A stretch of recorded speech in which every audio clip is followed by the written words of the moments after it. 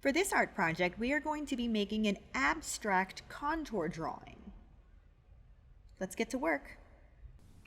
For this project, you need a piece of paper, a pencil, and a Sharpie to start. And the very first thing you're going to do is draw 4 to 5 vertical wavy lines. You don't want little waves, you want big loose waves. You also don't want your waves to all go the exact same directions. You want to make sure there's some variation. If you make them nice and big and loose, you probably only would need 4. If you make them a little closer together, you might want to get a 5th one in there, but this should be fine. Once you have done this step of the picture, you're going to come in and you're going to add what I call smile and frown lines. About a finger space apart. And when you get to the parts where it dips in, you can switch directions.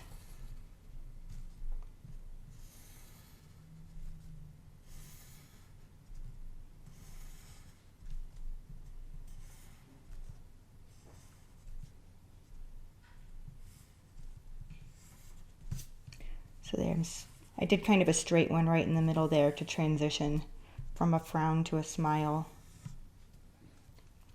In the next section, you're going to do the same thing, but you want to start off staggered from the lines next to it. You don't want to attach them.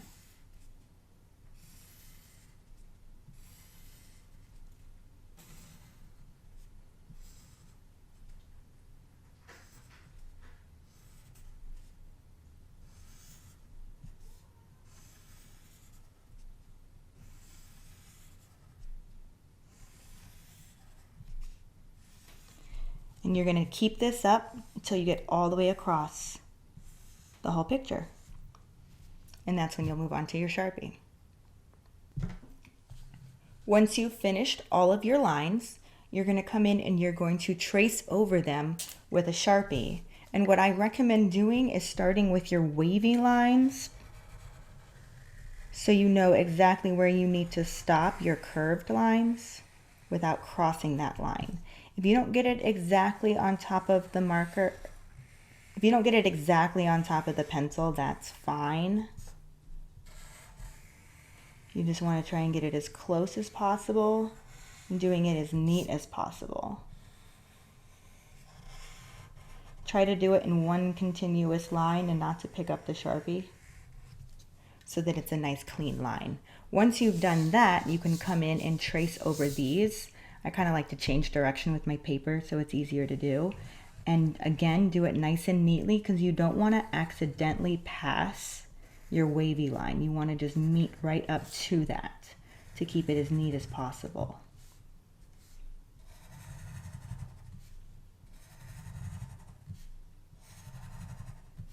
And you're going to trace over everything until all of the pencil is covered.